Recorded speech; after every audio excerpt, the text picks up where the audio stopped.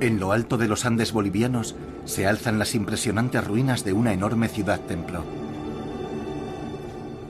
Esto es Tiwanaku, cuyo significado es la piedra en el centro del mundo.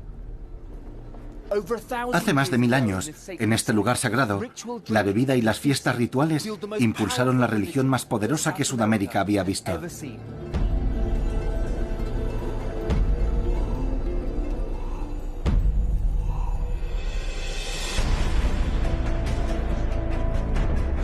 Soy Yago Cooper.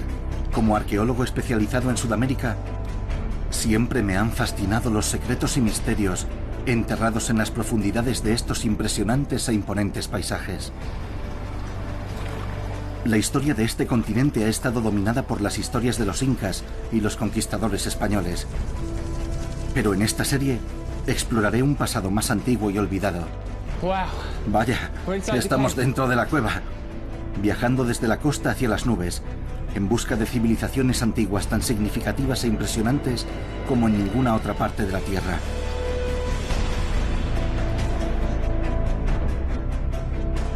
Aquí, en Bolivia, la monolítica ciudad-templo de Tiwanaku se alza a la impresionante altura de 4000 metros sobre el nivel del mar. Pero Tiwanaku no era solo un lugar, era un pueblo que creó una civilización que duró más de 500 años. Durante siglos, fue un misterio que el pueblo de Tiwanaku consiguiera prosperar en este paisaje desolado. Pero ahora, la arqueología ha revelado evidencias del increíble trabajo de una comunidad, de su profunda comprensión del medio ambiente y del curioso hecho de que la cerveza jugara un papel tan decisivo en la cultura tiwanaku. Aquí, en estos remotos altiplanos de Bolivia, quiero encontrar la verdad que se oculta tras las historias del pueblo de Tiwanaku. ¿Cómo es posible que sus creencias les dotaran de un poder y habilidad tales como para construir una ciudad-templo en esta tierra hostil e implacable?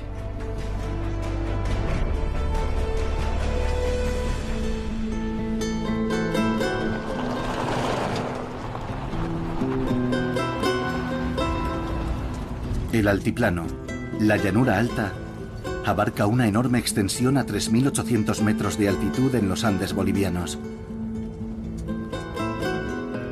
Es parte de la vasta cordillera que forma la columna vertebral en Sudamérica Occidental.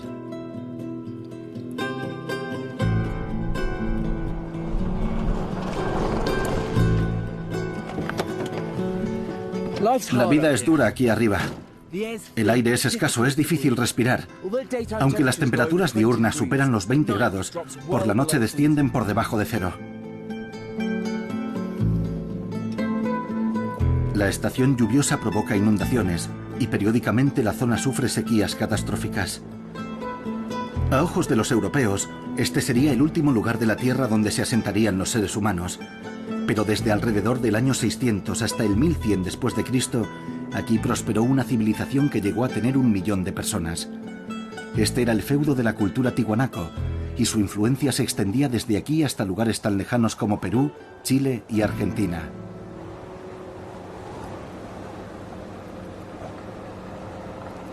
¿Y qué hacía posible la vida en uno de los altiplanos más altos del mundo?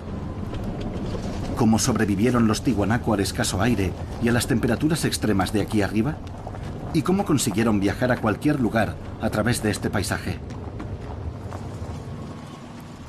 Hasta la llegada de los europeos en el siglo XVI, no vieron la necesidad del uso de la rueda, y conduciendo por aquí se entiende por qué. Es un terreno muy inhóspito y es mucho mejor caminar por él que conducir.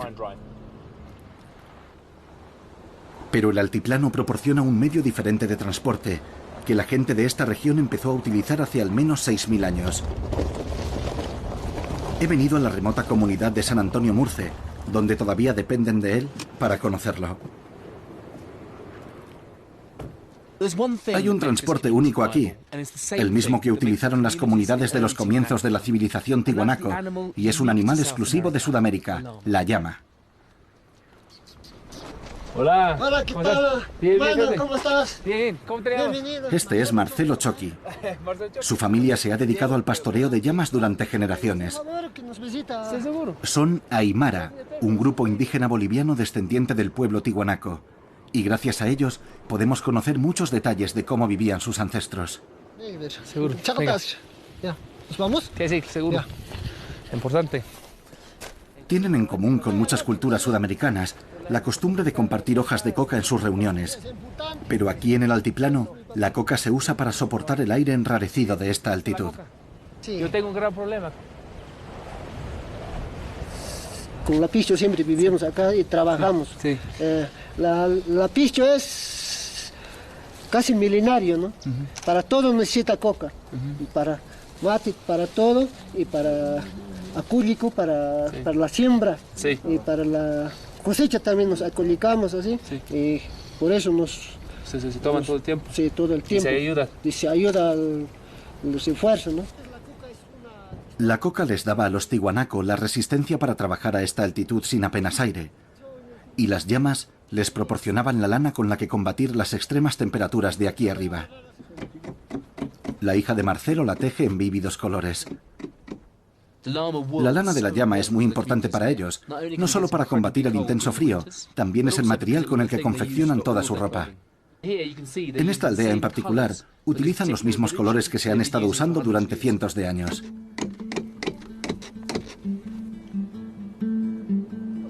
Pero por supuesto, las llamas no eran solo una fuente de lana. Estamos llenando los sacos con fertilizantes, porque Marcelo va a empezar a plantar los cultivos del año. Cargaremos los sacos en las llamas y los llevaremos hasta los campos, arriba en las montañas. Los van a usar para plantar patatas en los campos, uno de los pocos cultivos que crecen aquí arriba.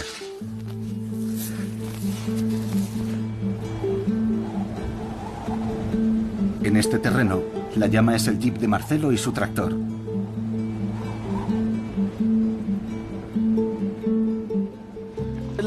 La llama tiene una constitución específica para viajar enormes distancias a estas altitudes sobre terreno pedregoso. El problema es que a esta altitud yo estoy empezando a quedarme sin aliento. El pastoreo de llamas era vital para los primeros habitantes del altiplano. Los alimentaban y los vestían. Y en hileras a veces de 1,5 kilómetros de longitud, atravesaban las montañas transportando mercancías y suministros entre las comunidades. Sin embargo, incluso hoy, me sorprende lo precaria que parece ser la existencia de Marcelo y su familia.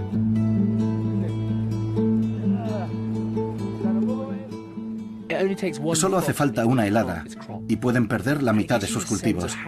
Esto te da una idea de lo duro que es este entorno y lo vulnerables que son, ya que solo plantan para alimentarse ellos. Antiguamente, un rebaño de llamas les proporcionaba el tipo de subsistencia que perduró hasta más o menos el año 100 después de Cristo. Pero para convertirse en una civilización dominante, los tihuanaco necesitaban un suministro de alimento mucho mayor. Para ver cómo lo hicieron, me dirijo hacia la zona del altiplano donde los tihuanaco comenzaron a emerger, hace unos 3000 años, a orillas de un antiguo lago.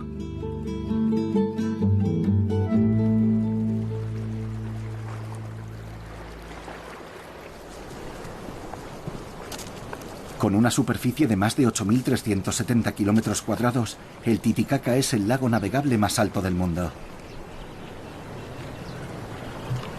La región que bordea el lago es conocida como la cuenca del Titicaca, y los arqueólogos creen que fue aquí, hace casi 3000 años, donde los tihuanacanos empezaron a organizarse como comunidades de agricultores. Es más parecido a un mar interior que a un lago, y durante miles de años ha jugado dos papeles cruciales para los que viven junto a sus orillas. El primero es que el lago tiene una temperatura ambiente que no varía mucho, y eso ayuda a crear un microclima muy estable a los lados de las orillas. Y el segundo es que la sedimentación del lago ha creado este suelo rico para la agricultura, como lo podemos ver ahora. Pueden ver lo rico que es. Si se compara con los suelos de la parte alta del valle, verán que este se escurre entre los dedos.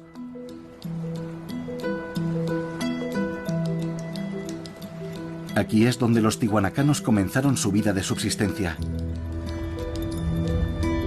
Pero a esta altura, los cultivos plantados a cierta distancia del microclima local habrían sido vulnerables a las heladas o a la sequía, limitando su expansión.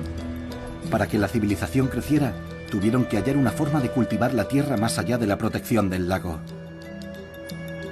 Y un poco más lejos, hacia el interior, encontramos los vestigios que explican cómo lo hicieron.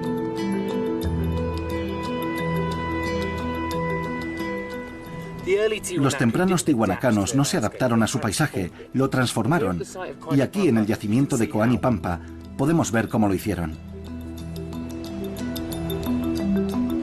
El Coanipampa es un enorme tramo del altiplano que sube desde el lago Titicaca, y aquí tenemos los restos visibles de una ingeniería antigua e ingeniosa.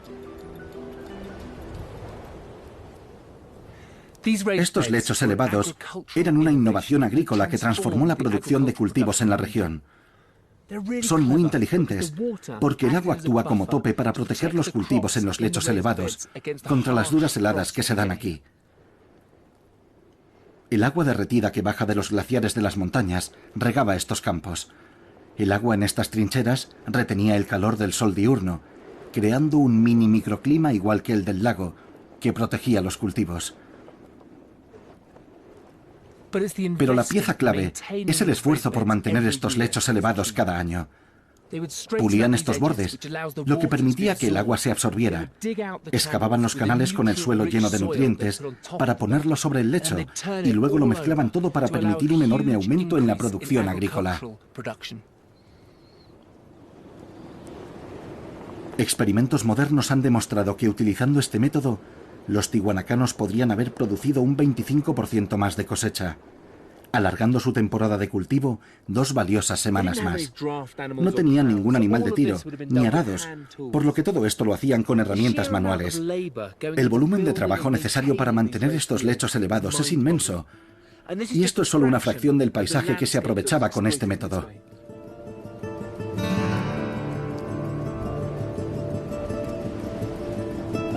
Este tipo de agricultura necesitaba una gran cantidad de mano de obra y solo podría haber funcionado si las pequeñas comunidades tihuanaco que bordeaban el lago hubieran conseguido unirse en un esfuerzo colectivo. Algo debió de haberlos motivado para hacer esto, en lugar de sencillamente cuidar de sus intereses individuales. La clave para entender qué fue está de nuevo en el lago.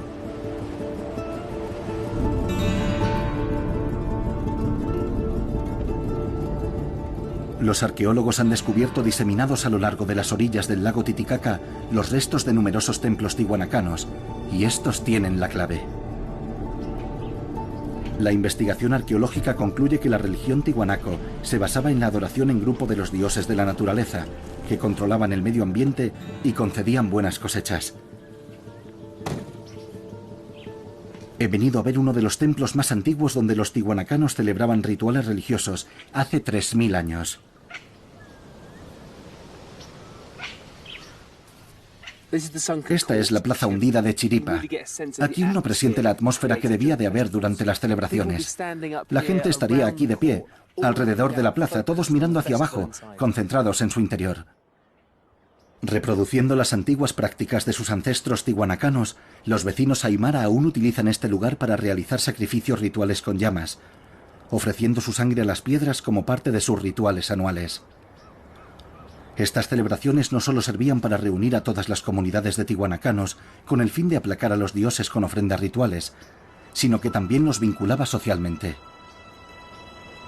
Mientras hacían sus celebraciones y oraban, debieron de ir madurando la idea de que la clave del éxito no era solo hacer adoración juntos, sino trabajar juntos.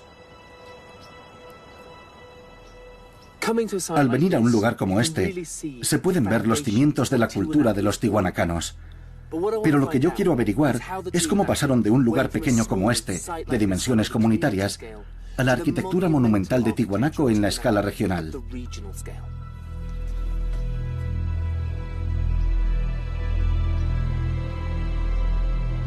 En la actualidad, unas fiestas aymara pueden demostrar que las reuniones rituales contribuyeron a que la civilización de Tiwanaku evolucionara hacia un estado más centralizado.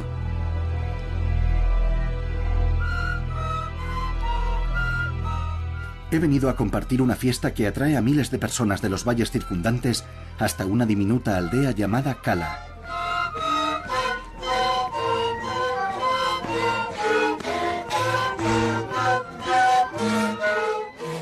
Cala tiene una población de solo 250 personas, pero hoy va a crecer hasta 4.000 personas dispuestas a beber, bailar y festejar al estilo boliviano.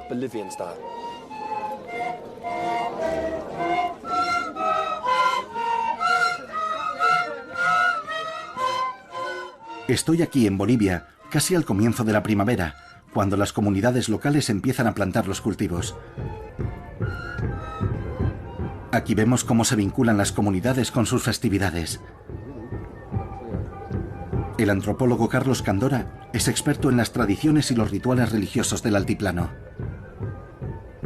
Y aquí está pues el ciclo agrario totalmente relacionado con el ciclo religioso. En invierno, el invierno acá en Oruro es intenso hasta el mes de julio, ¿no? Se han levantado ya las cosechas, se ha copiado el forraje, se han hecho los enares, en fin, todo eso. Y la tierra queda agotada, exhausta. Ustedes conocen, bueno, no conocen mucho ustedes de acá. Los vientos de agosto son famosos. Entonces, como si la tierra ya no tuviera ninguna vitalidad y hay que devolvérsela. Además, se ha observado que los rituales en los pueblos, rituales religiosos, son más intensos cuando son más adversas las condiciones de vida. Desde aquí arriba se tiene una vista panorámica de la gente que llega a este festival. Viene gente en autobuses y vemos trenes de llamas subiendo por las colinas. También vienen personas caminando por este paisaje desierto. Este lugar es como un imán que reúne a gente de toda la región. En la actualidad, la fe dominante en Bolivia es el catolicismo, y el centro oficial de esta fiesta es la iglesia, donde se realizan las oraciones, las ofrendas rituales y las bendiciones. Pero aunque la iglesia forma parte de ello, esto es mucho más que eso. Aquí, en la solemnidad de la iglesia, la gente hace sus ofrendas y se prepara para el resto del año. Y afuera otros se vuelven locos bebiendo cerveza.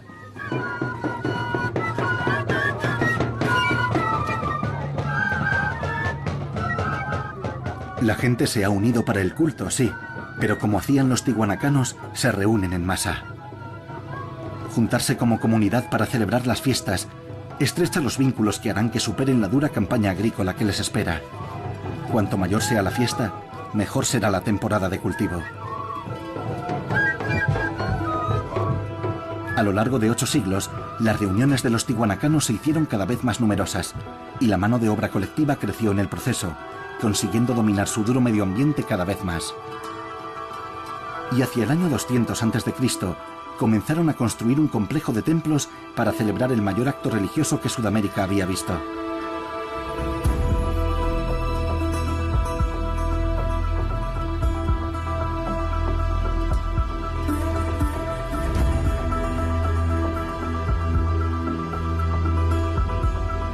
Lo situaron a 16 kilómetros de las orillas del lago Titicaca. En aymara, Tiwanaku significa piedra en el centro, y este extraordinario lugar se convirtió en el foco de toda la civilización. Esta es la parte más antigua. El templo hundido está al mismo nivel que las cabezas talladas de los ancestros de los tihuanacanos.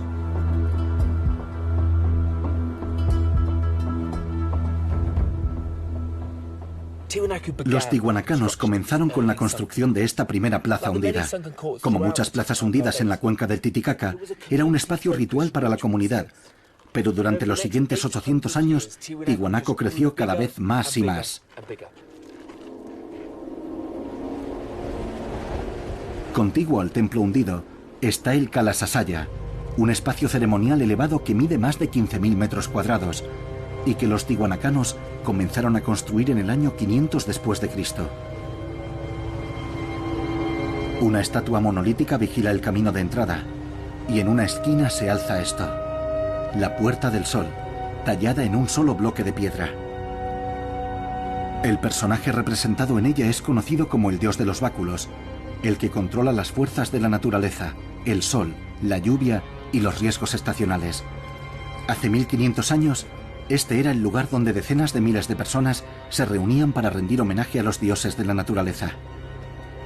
E igual que sus homólogos modernos, las comunidades tihuanaco de toda la región se unían para reafirmar sus lazos sociales y se movilizaban en enormes grupos de trabajo, preparándose para la nueva temporada agrícola.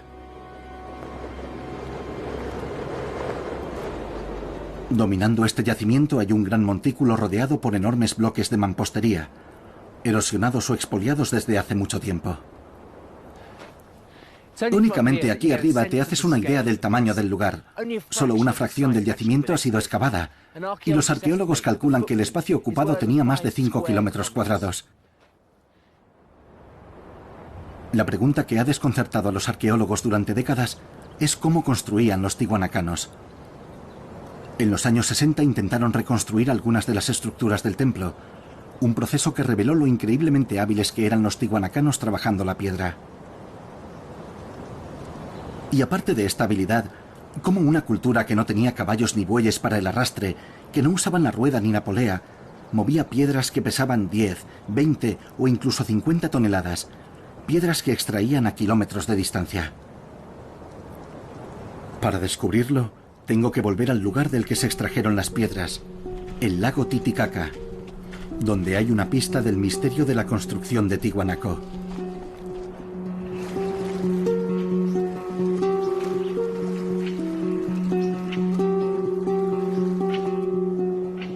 Muchas de las piedras monolíticas en Tiwanaku son de un tipo de roca volcánica muy específica, y los arqueólogos han identificado su lugar de extracción en una península a 40 kilómetros al otro lado del lago.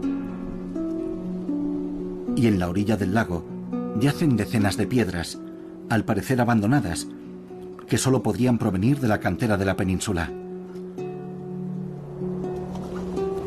Los aymara locales las llaman las piedras cansadas. Allí hay una. Parece que fueron dejadas aquí, a mitad de camino entre la cantera y Tiwanaku. Hablando de arqueología abandonada en el paisaje, hay una piedra en medio de un campo arado y hay otra ahí arriba. Forman una línea con la orilla del lago. Esta es una piedra impresionante. Es andesita verde, muy diferente de la piedra arenisca más blanda que hay en esta parte de la cuenca del Titicaca. Si miran los bordes, se puede ver cómo fue trabajada, transformada en un bonito bloque rectangular. Se ve que por aquí la cortaron. Las marcas van hacia abajo por estos lados verticales. Hay una muesca aquí, algunas marcas de cortes ahí abajo y algunas más aquí. Viendo la forma inicial que le dieron a esta piedra, podemos imaginar lo que van a utilizar para uno de los enormes dinteles de piedra de los grandes templos que hay en Tiwanaku. ¿Y cómo transportaron estas piedras colosales desde una cantera a 40 kilómetros al otro lado del lago? La conclusión obvia es que las pasaron en embarcaciones y las descargaron aquí, en ruta hacia Tiwanaku. Pero este es un paisaje prácticamente sin árboles, por lo que no pudieron haberlas traído en embarcaciones, no de madera al menos.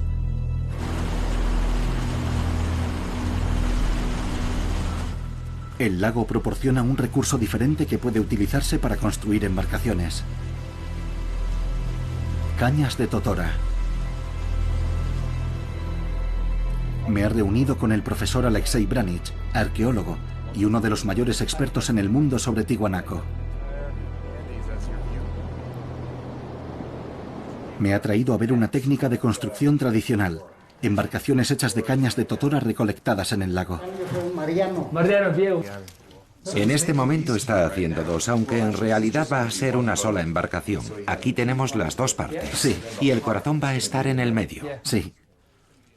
Es una técnica que tiene siglos de antigüedad, y Alexei cree que los tihuanacanos usaron estas embarcaciones para transportar las piedras. Sabemos que los pueblos andinos eran muy prácticos, conocían su entorno y sabían usar los recursos naturales. Y hay una larga tradición de construcción de estas embarcaciones. Son pequeñas, pero hemos leído e incluso hemos visto dibujos de embarcaciones mucho más grandes. Este hombre está haciendo una barca. Imagina toda una comunidad en la que cada uno tiene que hacer una embarcación y unas 50 de estas barcas. Es una enorme balsa que una persona con una cuerda puede arrastrar a lo largo de la línea costera. Las piedras las movían a nivel industrial, pero usando una tecnología muy casera. Las cañas no son tubos huecos, Dentro hay una membrana fibrosa que las hace tremendamente fuertes. Durante todo el proceso de construcción, van apretando varias veces las ataduras para que al final sean prácticamente insumergibles. Para hacerme una idea de lo robustas que son las embarcaciones de cañas de totora, voy a probar a llevar una en el lago.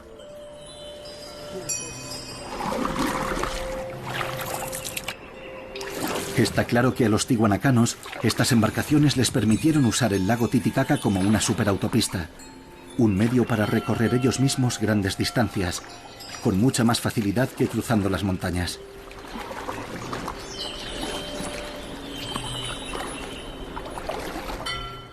Peso 104 kilos y de pie sobre esta balsa siento que es sólida como una roca.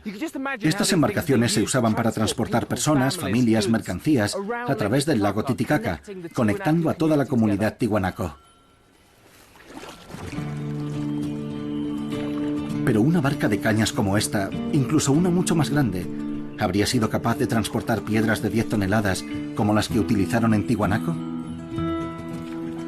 En el año 2002, Alexei llevó a cabo un experimento para demostrar esta teoría. Encargó a una comunidad que vivía a orillas del lago construir una embarcación de cañas de totora de 15 metros de longitud. Luego extrajo un bloque de 9 toneladas de andesita verde de la cantera de rocas volcánicas. Con la ayuda de otra comunidad local cercana a la cantera, cargaron la piedra en la balsa de cañas y luego navegaron 80 kilómetros por el lago hasta la orilla Tiwanaku, llevándola hasta el municipio de Santa Rosa, donde decenas de lugareños salieron a recibirlos.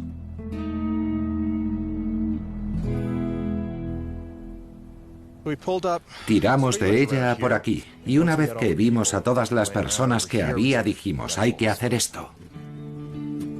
50 personas, hombres, mujeres y niños, sacaron rodando la piedra de la balsa y la trasladaron 60 metros en menos de una hora, sin ninguna colaboración del equipo de Alexei, hasta donde sigue estando hoy en día. Aquí está la piedra que trajimos desde la otra orilla. Tiene un buen tamaño. Pesa 9 toneladas. ¿Sí? Este extraordinario experimento me permite comprender cómo hicieron para trasladar las piedras por el lago. Pero ¿cómo las transportaron por tierra hasta Tiwanaku? En la base están gastadas y tienen estriaciones, lo que significa que las arrastraron. Coges unas cuerdas y empiezas a tirar. Pensamos, ¿qué tal unos cilindros? Y los construimos, los colocamos, arrastramos la piedra y pulverizó todos los cilindros. Dijimos, esto es lo genial de la arqueología experimental, pronto sabes qué ideas no funcionan, así que hubo que arrastrarlas. Pero ¿cómo se organizaba y motivaba a la gente para mover estas piedras?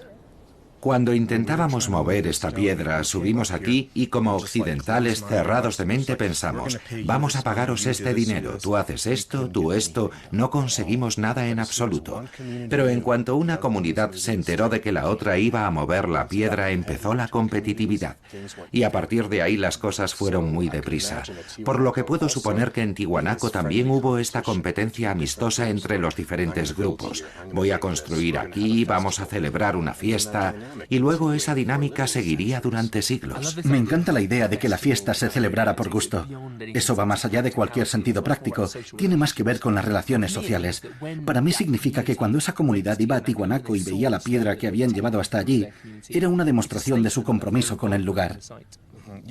Esto no es un monumento que ha levantado otra gente como un palacio. Es el palacio de tal o cual. En mi opinión, esto formaba parte de su identidad. El experimento de Alexei parece demostrar que aquel trabajo colectivo tan importante para la agricultura también era empleado para construir templos cada vez más grandes. Es una especie de círculo virtuoso. Al unirse las comunidades podían construir templos. Y como los lazos sociales aumentaban el tamaño de las comunidades, podían construir templos más grandes.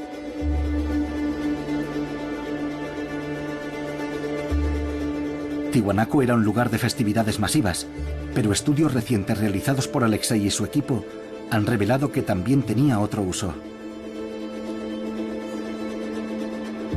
El gran templo Kalasasaya no era solo un auditorio, sino que también lo construyeron para medir los movimientos del sol. Funcionaba como un calendario gigantesco. Los edificios y todo el yacimiento están diseñados a lo largo de líneas astronómicas. Sol, luna, estrellas. En este caso, para Kalasasaya el Sol es muy importante. Si miramos hacia allí, ahora mismo nos encontramos sobre la plataforma que seguramente ocuparían 1, 2 o 3 personas importantes. El Sol viajaba hacia allí y a lo largo de esa línea está el horizonte. El pilar del medio es donde el Sol se ubicará en el atardecer del equinoccio. A cada lado será el solsticio y en medio hay varios puntos sobre los que discutimos mucho. Pero es muy posible que Tiwanaku tuviera su propio calendario ritual y celebrara determinadas fechas basándose en ideas del cosmos, haciendo ofrendas en fechas diferentes. O sea que no es solo un calendario de agricultura, es también un calendario de festividades. Desde luego algo aquí les indicaba, ahora es el momento para esta festividad, ahora toca hacer esta ofrenda. El Kalasasaya funcionaba como un reloj estatal astronómico, que regulaba el culto y las operaciones agrícolas de Tiwanaku a una escala regional. El Kalasasaya definía su cultura de trabajo colectivo, y los rituales que allí se celebraban eran ejecutados de forma intensa y teatral. Si hubiéramos podido presenciar en el año 500 después de Cristo una de esas festividades, ¿qué aspecto tendría? ¿Qué estaríamos viendo? Lo que vemos es una representación muy pálida de lo que fue en su día. Recuerda que estas personas llevarían ropas de colores brillantes. Estas piedras estarían pintadas de colores, verdes, rojos, azules, colores muy llamativos, que para nosotros no tienen sentido. Pero muchas de estas personas es probable que hubieran tomado estupefacientes rituales, y cuando tomas eso, los colores se mueven. Estas estatuas se estarían moviendo en sus mentes y hablándoles. Habría metales brillantes y el sol se reflejaría en ellos. Los tiwanacanos trabajaban los metales para que tuviesen reflejos de diferentes tipos. Así que los reflejos, los colores llamativos, la gente vestida con ropa muy estridente y luego añade a eso sustancias tóxicas.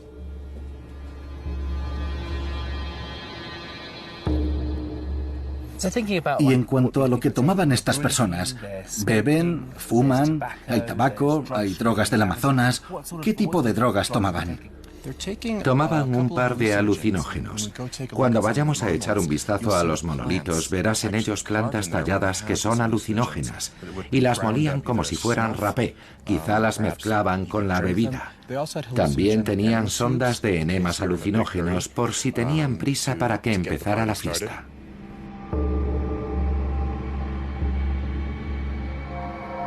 Menudas fiestas debió de haber.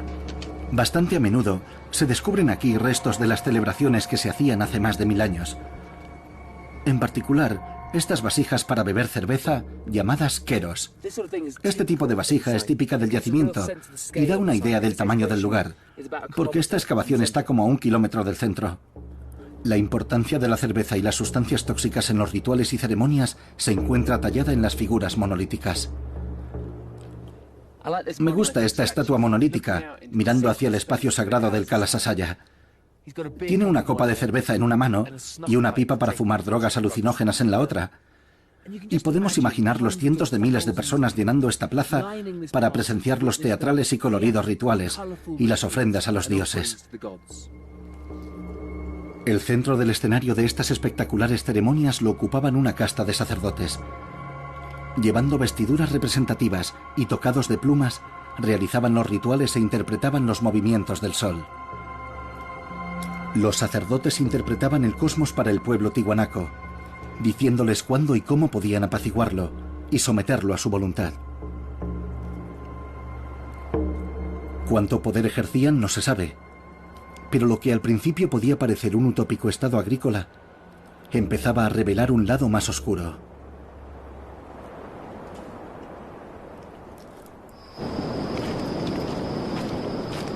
En el año 2005, en el lugar de una tumba alineada directamente con la puesta del sol, en el solsticio de invierno, los arqueólogos desenterraron algo que nunca habían encontrado antes.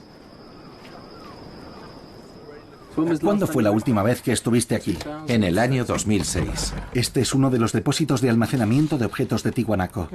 Y soy la primera persona que, sin pertenecer al equipo de excavación original, explora su contenido.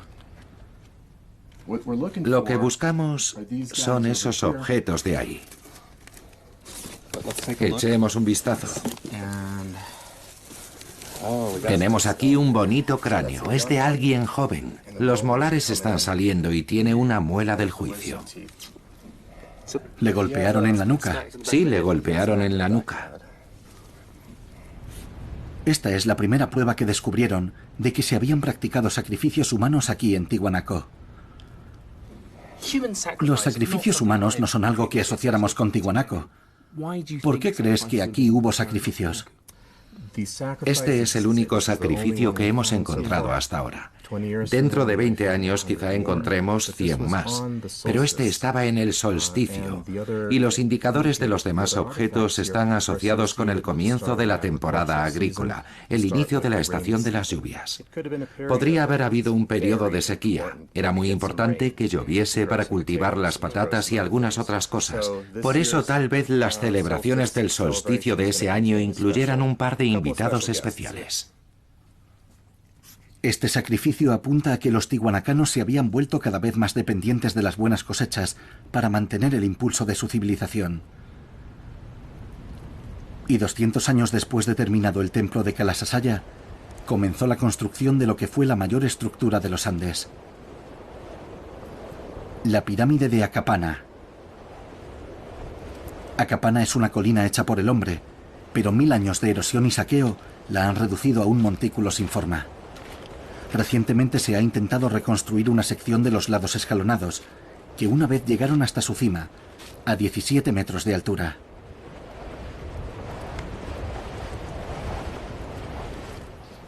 Como pueden imaginar, este era un lugar exclusivo para una élite privilegiada, desde el que podían ver los rituales y ceremonias que tenían lugar en Kalasasaya. Si esto hubiera sido el antiguo Egipto, habría sido el faraón quien habría estado aquí. Pero resulta que Tiwanaku no tenía ni faraones ni reyes.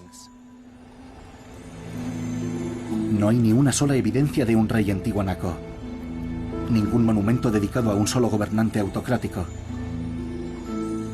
En cambio, los arqueólogos creen que Akapana es un monumento a las montañas, a la nieve que bajaba de ellas derretida cada primavera e irrigaba los enormes sistemas agrícolas de Tiwanaku. Lo que gobernaba Tiwanaku era el culto a la naturaleza y el culto a la colectividad.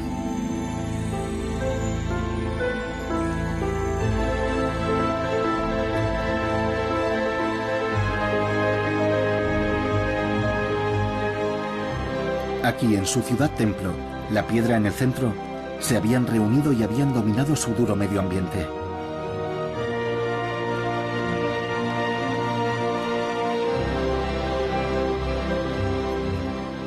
Para hacernos una idea de la civilización de Tiwanaku en su apogeo, he venido a La Paz.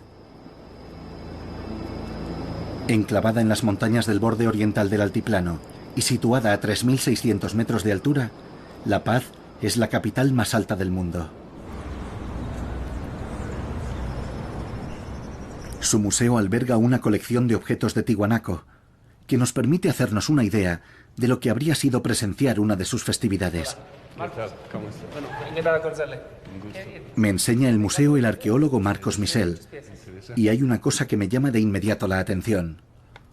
Un cráneo tiwanacano. Y esto me encantó, es una pieza maravillosa. Es un cráneo que ha sido deformado deliberadamente para que la parte de atrás sea alargada. Era una práctica llevada a cabo para identificar a esa persona como tiwanacano. Este tipo de cosas las hacían como expresión de belleza. Para diferenciarse. Sí, diferenciar. Para diferenciarse dentro de los grupos sociales, sí, como una élite. Sí, sí. Y por supuesto, hay vasos de cerveza. La forma principal de Tiwanaku son los vasos, los que se llaman kerus, que son los vasos rituales para la bebida ritual. Vasijas muy decoradas como estas se usaban para beber cerveza ceremonial, que, como hemos visto, era un asunto central en las fiestas de Tiwanaku. Pero hay un objeto más raro que se exhibe aquí, y es este fantástico tapiz. En realidad, los dibujos que representan los tejidos Son todos los dibujos que vemos en la iconografía de Tiwanaku. Y en este tejido se pueden observar algunos con mayor claridad. Por ejemplo, acá hay una cabeza de un camélido, ¿no? Y alguna que otra figura aquí, elementos, cabezas puestas de frente. Los tihuanacanos no dejaron historia escrita, pero eso no quiere decir que no registraran historias. Si se fijan en este tapiz, hay ciertos símbolos que se repiten una y otra vez. Y aquí hay una narrativa que explica a la gente que entiende estos símbolos lo que está pasando. No lo sé, para mí es algo parecido al tapiz de Bayeux, una forma de hacerte entender un hilo argumental. Pero a diferencia del tapiz de Bayeux, por desgracia nadie sabe todavía cómo interpretar por completo estos símbolos o su significado.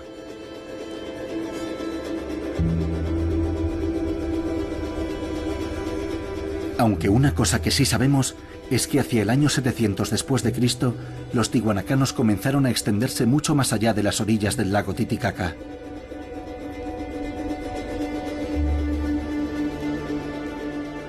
Conduciendo largas hileras de llamas por el altiplano, se mudaron a zonas más lejanas, de clima más cálido, como Chile y Perú, a cientos de kilómetros de distancia de su tierra natal.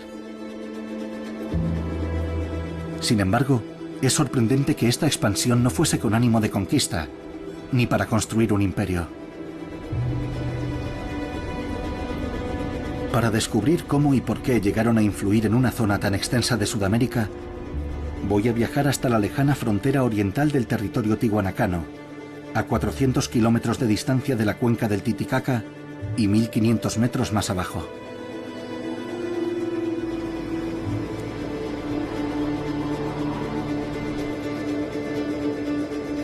Situada a 2.250 metros sobre el nivel del mar, esta es la moderna ciudad de Cochabamba. Los tihuanacanos comenzaron a llegar a estos valles hacia el año 750 después de Cristo, cuando no eran nada más que un conjunto de comunidades agrícolas. Imaginen lo que habría sido ver a los tihuanacanos bajando por las montañas con sus coloridas vestimentas, sus cabezas alargadas y esas hileras de llamas de kilómetros de longitud. Bendecido con un clima de eterna primavera, el valle de Cochabamba es una región agrícola enormemente rica. En el altiplano, los tihuanacanos se limitaban a cultivar los granos aptos para esa altitud y patatas. Pero aquí abajo, podían producir en abundancia un cultivo que era vital para el funcionamiento de su civilización. Los tihuanacanos vinieron a este valle por su fantástica capacidad de cultivar esto: maíz. Y querían el maíz para hacer cerveza. Mucha cerveza. Hola. ¿Cómo estás? Bien. Me encantan los maíz. Esta es una fábrica que produce chicha, una cerveza fuerte de maíz que lleva siglos fabricándose en esta región. Sí, encantado. ¿Qué tal? ¿Cómo está? Mucho gusto. ¿Todo eso es chicha? Todo es chicha, mire. Es como alguna. Pero eso es suficiente para toda la gente de Cochabamba. Beber cerveza era una parte integral de los festejos de los tihuanacanos. Cuando esas fiestas se hicieron más importantes y espectaculares, necesitaban cada vez más cerveza. La búsqueda de maíz para fabricar más cerveza fue una de las principales fuerzas impulsoras de la expansión de los tihuanacanos hacia el valle de Cochabamba. Sí, bastante rico. Sí, ¿tú sabes? Ese purito, sin azúcar, sin nada es esto. Sí. Yeah, it's a bit hoochie, but it's quite tasty. Chicha especial. Sí. ¿Y exactamente cómo ocurrió esto? ¿Cómo se hicieron los tihuanacanos con el control de los recursos de esta región? Hace 30 años se creía que un ejército tihuanacano había bajado arrasando por estas montañas como un ciclón imperial para apoderarse y colonizar esta zona de clima más cálido y rica en recursos. Solo ahora es cuando los arqueólogos están empezando a mostrarnos una imagen completamente diferente del modo en que se expandieron los tihuanacanos. En 1985 comenzó un nuevo proyecto de construcción suburbana en los alrededores de Cochabamba.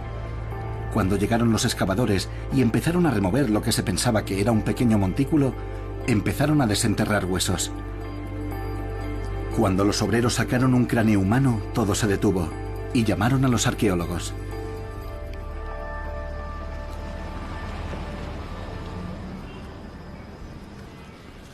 Este podría parecer el último lugar en el que esperarías encontrar los restos de una antigua civilización, pero a veces los descubrimientos más extraordinarios aparecen en los lugares más improbables.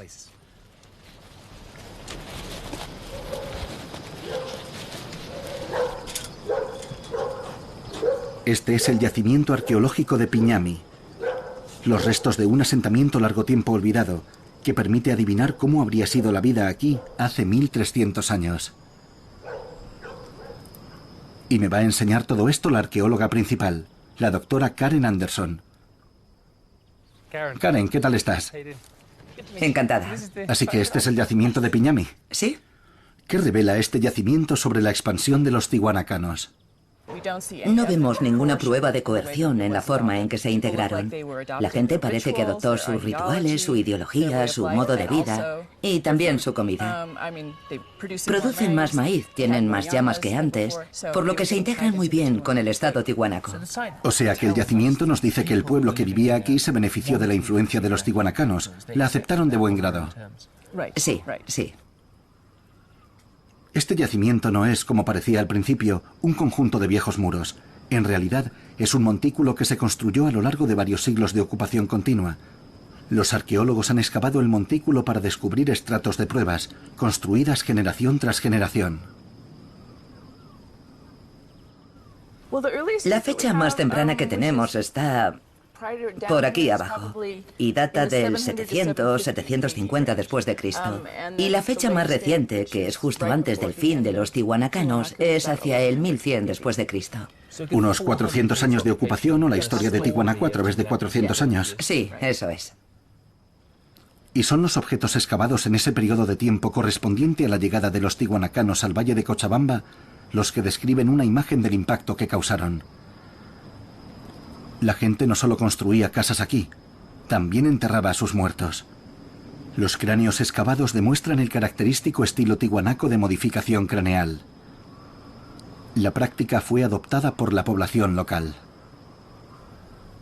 La deformación craneal es un indicador étnico muy claro. Cuando la cabeza tiene una cierta forma, no puedes disimularlo. Háblame de este proceso de modificación craneal. ¿Es un auténtico compromiso para cambiar la forma de tu cabeza? Sí, empezaba muy temprano en los bebés, cuando los cráneos son blandos.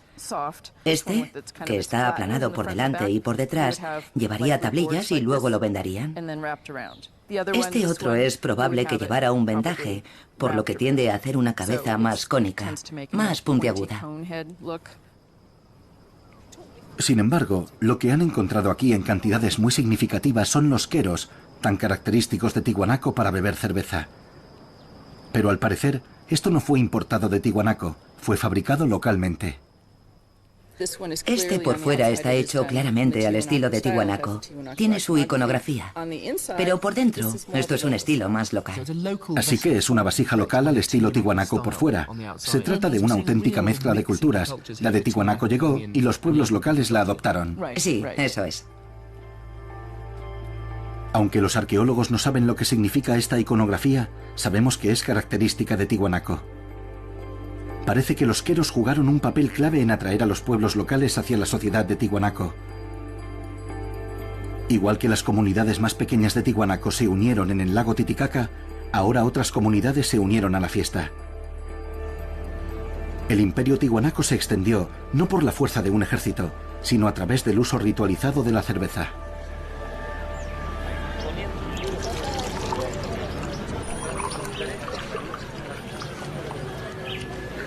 Esto es una chichería, un bar familiar que sirve la cerveza chicha, que fue tan importante para la identidad y la economía de Tiwanaku hace más de 1000 años. Un tema que se repite en la sociedad de Tiwanaku es la idea de compartir el trabajo, los proyectos comunitarios. Parte de ello se basa en entablar relaciones recíprocas, y la chicha parece haber jugado un papel muy importante. Era una forma de unir a la gente, de expresar reciprocidad, de expresar entendimiento colectivo. Te encuentras con la gente, haces política con ella, hay consenso para construir con ellos, y eso también lo simbolizas por medio del recipiente. Los símbolos que lo adornan, digamos que expresarían tus lealtades y tu ideología. Así que es una forma de compartir esa lealtad y además, al mismo tiempo, promoverla. De una manera un poco extraña, yo lo veo similar a la costumbre inglesa de beber té, la ceremonia del té. Pero es algo más amplio. Se trata de un contexto cultural. Y lo que dices es que al tomar la chicha, comparten este contexto cultural y lo amplían. Sí, sí. Y en cierto modo es similar, porque esto es algo que trajeron los tiwanacanos. Esta tradición de beber, los vasos lujosos que tenían que tener el tamaño y la forma correctas, y los símbolos adecuados en ellos. Supone compartir un sistema de valores superiores, y a todo el mundo le gusta, sobre todo la chicha de maíz. Así que fue como, estamos compartiendo algo bueno. Ya. En el año 1000 después de Cristo, las prácticas e ideología de los tiwanacanos habían sido aceptadas por millones de personas en los Andes y más allá. Sin embargo, Tiwanaku no era un reino ni un imperio. Si acaso era una enorme familia extendida, con un culto envolvente de colectivismo en el centro. Y funcionaba. Al congregar comunidades, habían generado abundancia y una cultura de generosidad, encarnada en los rituales de la chicha.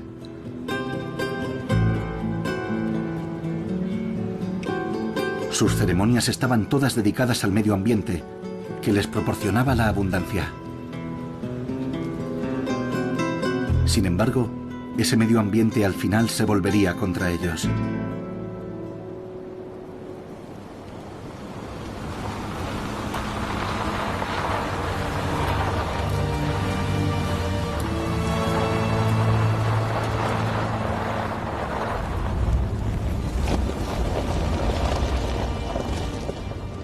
Voy hacia allí, a Huayna Potosí, una de las muchas montañas coronadas de nieve que dominan el paisaje del lago Titicaca. Quiero escalar los 5.000 metros, más de la mitad de la altura del Everest, para averiguar por qué el medio ambiente del que tanto dependían y al que tanto reverenciaban se volvió contra ellos.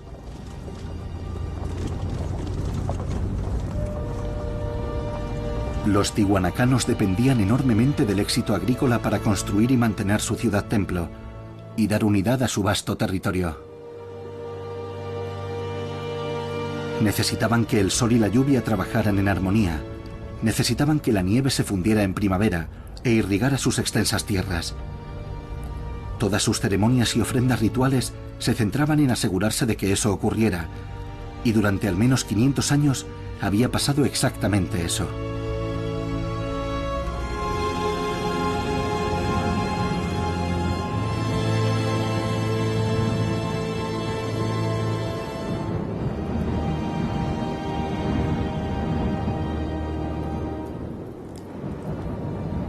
Tiwanaku era una de las civilizaciones antiguas más altas del mundo y tremendamente expuesta a la variabilidad del clima de esta región. Las aguas del deshielo de glaciares como este alimentaban los enormes sistemas agrícolas que hicieron posible la construcción del monumental complejo de templos. Pero, ¿qué pasó cuando las aguas derretidas se detuvieron?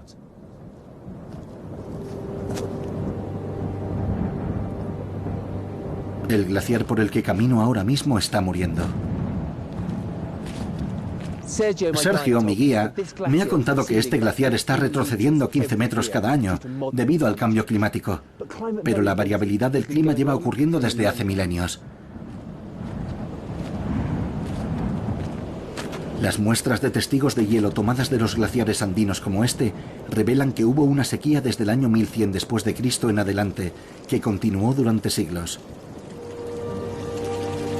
Año tras año, llegaba cada vez menos agua del deshielo hasta los campos de los tiwanacanos. El rendimiento agrícola se redujo, los casos de malas cosechas aumentaron, y no importa qué ofrendas hicieran o qué rituales realizaran, el poder de los tiwanacanos para apaciguar el medio ambiente les había abandonado.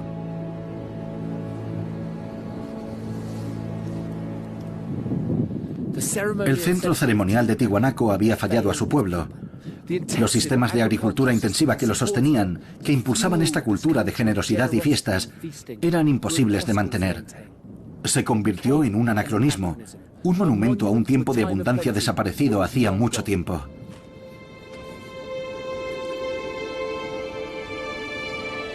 Ya en el 1100 después de Cristo, la gran ciudad templo de Tiwanaku había sido abandonada. Las estatuas de los dioses y ancestros habían sido desfiguradas y decapitadas, y el resto fue abandonado a su suerte.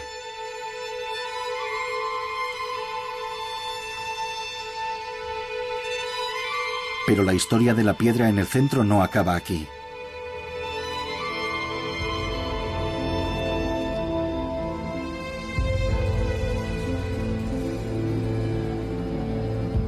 El pueblo tiwanaco no se desvaneció después del colapso de su civilización.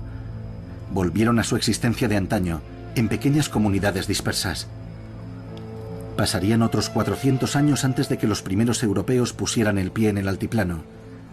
Y para entonces, Tiwanaku estaba en ruinas. Cuando los conquistadores españoles vieron por primera vez Tiwanaku, se quedaron impresionados por su tamaño y su antigüedad.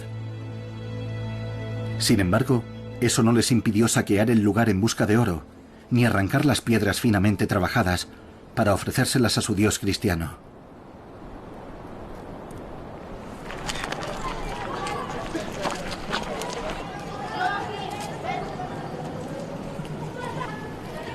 Esta es la iglesia de la ciudad moderna de Tiwanaku.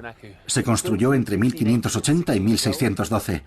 Casi cada fragmento de piedra fue robado del antiguo yacimiento de Tiwanaku. Incluso estas dos estatuas, que se supone que representan a San Pedro y San Pablo, son estatuas de Tiwanaku.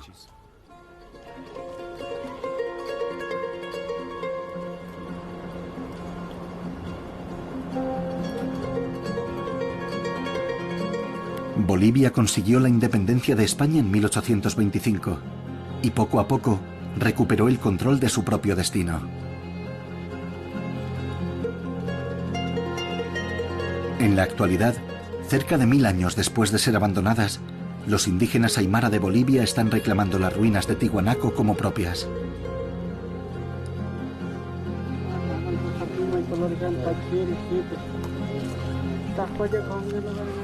Es el amanecer del 21 de septiembre, el equinoccio de primavera en el hemisferio sur.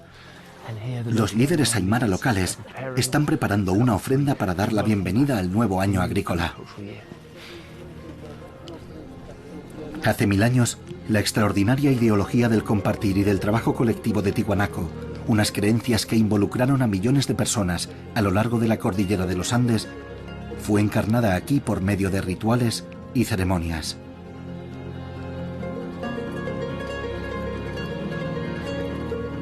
Si quisiéramos imaginar lo que era Tiwanaku hace 1000 años, esto nos da una idea muy aproximada de su atmósfera. Aún se realizan rituales aquí, en el corazón de Tiwanaku. La religión oficial de Bolivia puede ser el catolicismo introducido por los conquistadores españoles, pero los aymara que viven aquí, a 4000 metros sobre el nivel del mar, en su hermoso aunque severo altiplano, siempre han conservado la reverencia de los tiwanacanos por este entorno. Tiwanaku fue un lugar que celebraba la vida y hoy está disfrutando de un renacimiento.